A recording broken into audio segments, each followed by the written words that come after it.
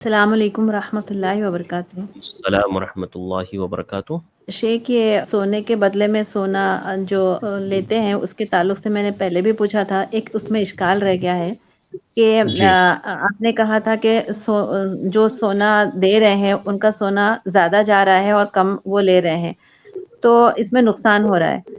تو اگر ہم سونے کے بدلے میں کیش لیں گے نا تو اور بھی کم دیتا ہے وہ جویلر، اور بھی کم دیتے ہیں پیسے۔ اگر ان کے پاس سونا خریدیں گے تو وہ زیادہ پھر بھی ریٹ لگاتے ہیں، لیکن پیسے لیں گے تو اور بھی کم دیتے ہیں، تو پھر اس میں بھی تو نقصان ہوا نا شیخ؟ دیکھیے نقصان ہے، لیکن سود جیسے نقصان سے ہم بچے ہوئے ہیں۔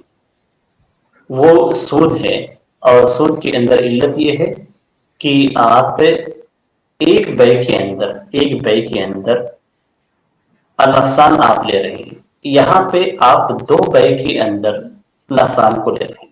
یعنی جیسے مثال کے طور پہ آپ پہلے سونا اپنا بیچ دیتے ہیں، آپ کو ہاتھ میں پیسہ آیا، وہاں پہ آپ کا کوئی نقصان نہیں ہے، پھر اس کے بعد جب آپ دوبارہ خریدتے ہیں تو آپ کو میکنگ چارج کو ایڈ کر دیا جاتا ہے، اور ایڈ کرنے کے بعد پھر اس کے بعد سونا آپ خرید لیتے ہیں۔ تو یہاں پہ صرف آپ کا چارج کا اضافہ ہوتا ہے، گھاٹا دوسرے بے کے اندر ہوا، پہلی بے کے اندر آپ کو کوئی نقصان نہیں ہوا۔ اور وہاں پہ ایک ہی بے کے اندر نقصان ہے، اور اوپر سے اس میں سود بھی ہے۔ یعنی اصل سود کا مسئلہ ہے کہ آپ سونے کے بدلے اگر بیچتے ہیں اور مقدار میں کمی اور بیشی ہوتی ہے تو یہ ربا ہے، یہ ربا فرض ہوتا ہے، اس سے منع کیا گیا ہے۔ تو گھاٹے کا مسئلہ یعنی اس کے اندر صرف وضاحت کے طور پہ ذکر کیا گیا تھا، ورنہ اس سے بڑا جو نقصان ہے وہ سود کا نقصان ہے، جو ربا الفضل کی صورت میں ہے۔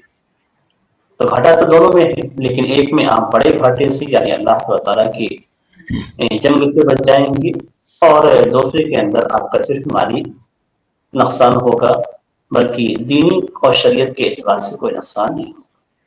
یعنی شیخ، سونا بیچنے میں ہمیشہ نقصان ہی ہوتا ہے نا؟ مطلب خریدنے کا ریٹ الگ رہتا ہے، بیچنے کا الگ رہتا ہے، وہ تو ہوتا ہی ہے نقصان۔ دیکھیے سونا میں ہمیشہ یہی چیز ہوتی ہے کہ آپ جب بھی بیچیں گے تو بیچنے کے بعد آپ کو نقصان نہیں ہوتا۔ اس میں فائدہ کب ہوتا ہے؟ جب آپ سونا پہلے خریدے ہوں اور پھر ایک مدت کے بعد آپ بیچیں، تو وہاں پہ آپ کو فائدہ ہوتا ہے۔